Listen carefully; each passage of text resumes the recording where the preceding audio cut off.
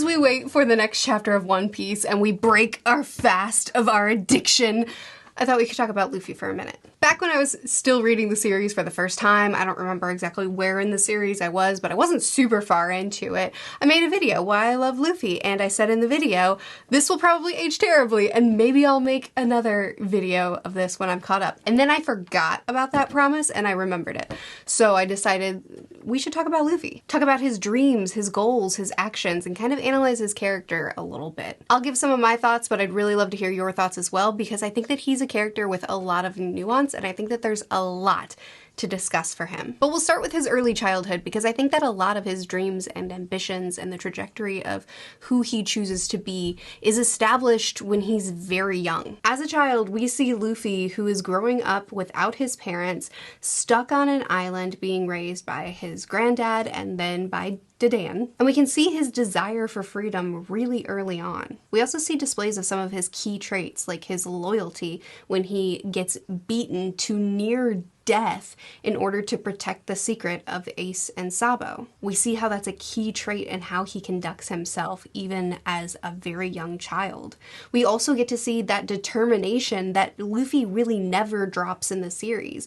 That determination of having gotten this bad devil fruit, but he trains it up. He pushes himself, he doesn't give up so that he can become stronger and not be left behind by those he loves. We see it in Shanks too, a display of freedom in piracy, in being able to explore the lands and not being tied down, not being contained to a single island, but also in the morality that Shanks displayed to him. This line, I think, sums up a lot of who Luffy chooses to be. You can spill drinks on me, even spit on me, and I'll just laugh about it. But good reason or not, nobody hurts a friend of mine. Does this not describe Luffy? Is this not Luffy to a T? When he is loyal to someone, he's loyal to them to the extreme measure. And the friend doesn't have to be perfect. The friend doesn't have to have made every decision correctly up to this point. But the point is that Luffy is loyal to his own, and he will do anything to protect them when they're in harm's way. He doesn't stop to save every single person he comes across in this world, nor does he seek out all of the oppressed and attempt to redeem them, but he does protect his own. When he fights for Nami in Arlong Park, it's because she's crying and she needs help. He doesn't need to know her backstory. He doesn't need to know everything that she's done to make sure that he thinks she's a morally good person and worth fighting for. He doesn't even need to know if her dreams match his. He just knows that she's someone that he cares about and she's hurting, so he needs to help. In Syrup Village, Kuro asks him, why are you fighting for this? And he says, there's someone in this village that I don't want you to kill. There's one person that he's gonna fight for, and so he's gonna protect the village. In Impelled Down, his brother is about to be executed, so he will do anything to protect his own, to include going to great lengths that will endanger himself and those that he cares about. He'll team up with his enemies that he doesn't even like and will set free countless villains, to include Crocodile, someone who he knows what he's done, and he's personally fought Crocodile to free the people that he was oppressing. It goes back to what he learned from Shanks. But good reason or not, nobody hurts a friend of mine. If you're one of Luffy's, then he'll do what it takes to take care of you. But his kindness, his loyalty, his devotion, these things directly affect the people he cares about as well. If he sees genuine kindness in someone, he wants them to be his nakama. And oftentimes it's his own genuine kindness that causes others to trust him as well. But once he chooses someone, his loyalty to them can't be shaken no matter what. He believes in them. He knows who they are, even if he doesn't understand the reason behind what he sees. And he would do anything for them. Luffy's loyalty is so strong that he inspires that same loyalty in others. Like Zoro telling Luffy that if he stands in the way of his dream, he'll kill him. Only to later pledge his full loyalty to Luffy, and even later down the road, willing to surrender his dream and his life to protect Luffy's dream. But this is true for each of the crew members. They're more than a group of people working together to accomplish their dreams and fight for others along the way. They're a nakama that care as much about each other's dreams as they do about their own.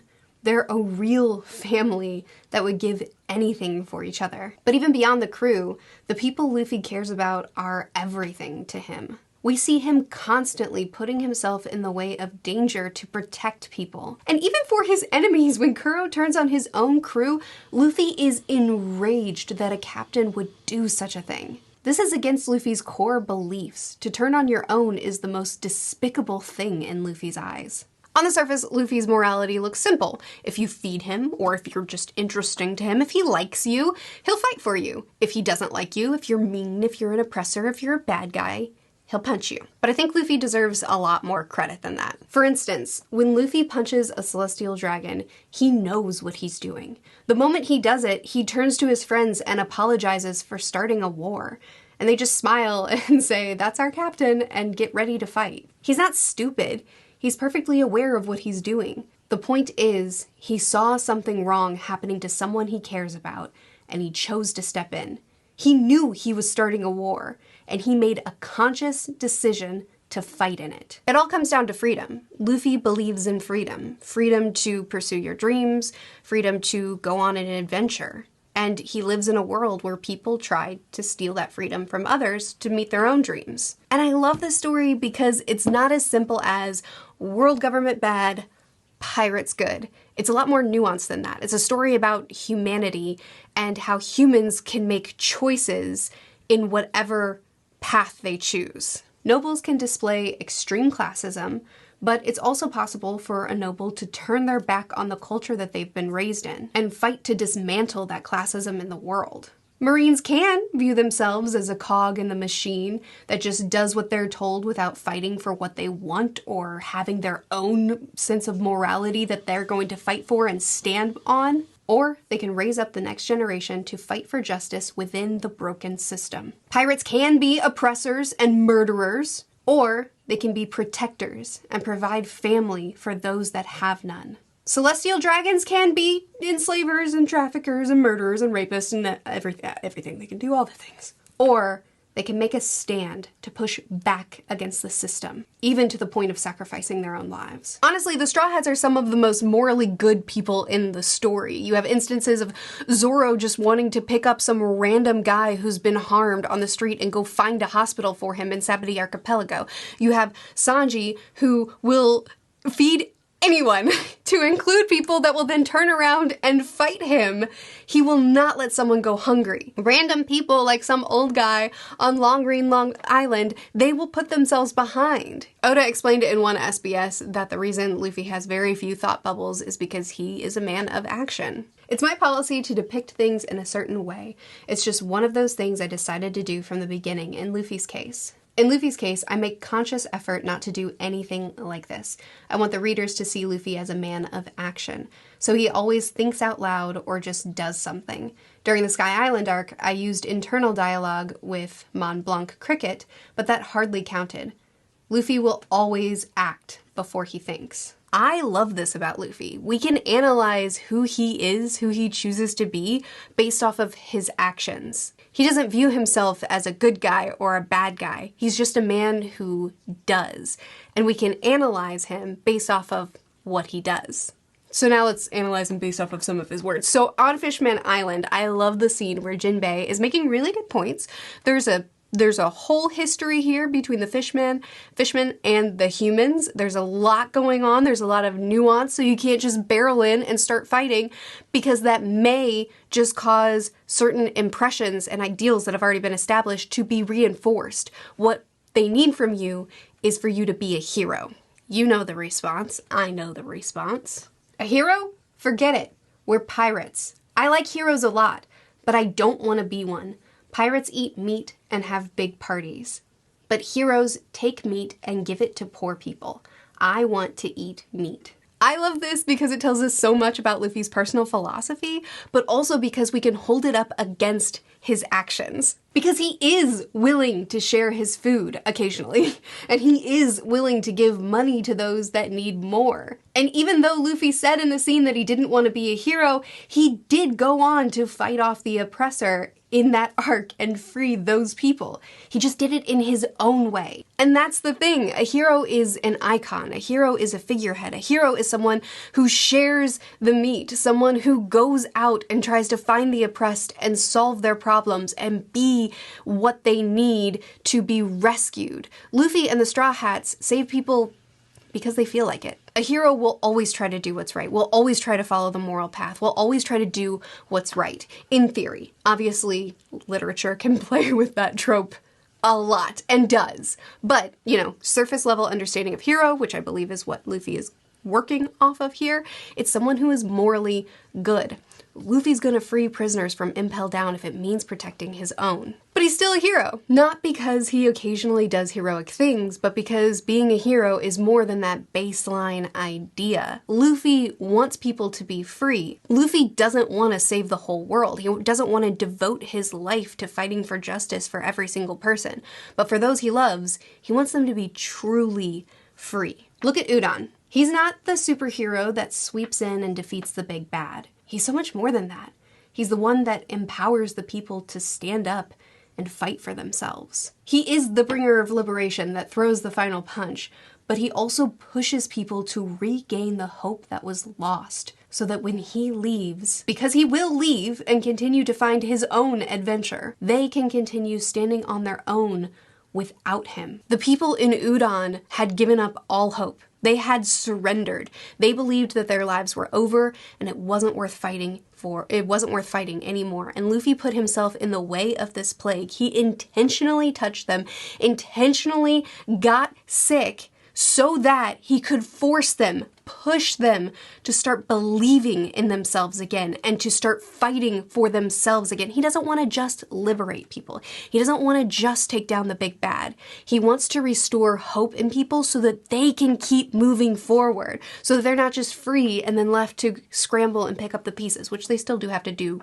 that. I mean, that is still a factor. But freedom is a lot more than just freeing someone of their oppressor. Look at Robin. He could just save her, but he wants her to say the words. He wants her to admit that she wants to be free. Because when people have truly been harmed, they're captured by all the baggage that comes with it. Like believing that there's no place for you in life, and that your life isn't worth living, that you and everyone else would be better off if you died. Luffy could have just freed Robin. He could have just come in, thrown the punch, Usopp, shoot that flag, fight. He could have done all of those things, but he wanted Robin to admit that she wanted to live. He wanted Robin to fight for herself. He wanted Robin to get to the point where he wasn't just saving someone that still felt like there was no place for her in life. There was no family for her. He wanted her to realize that she had a Nakama. And that's who Luffy is. I could give example after example of this, but that's not the point of the video.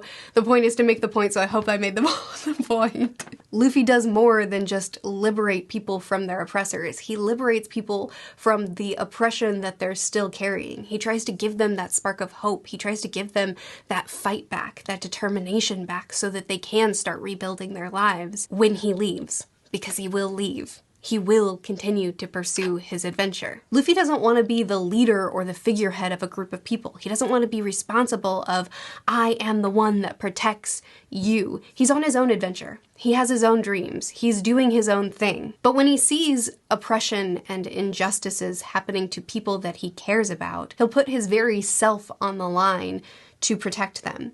And there's something really inspiring about that, about a character who isn't looking to be the hero of the world. He isn't looking to kill the Demon King. Sorry, I'm reading Free Run right now. He has his own dreams beyond being heroic. He isn't trying to single-handedly save the world, though he might by the end of the series.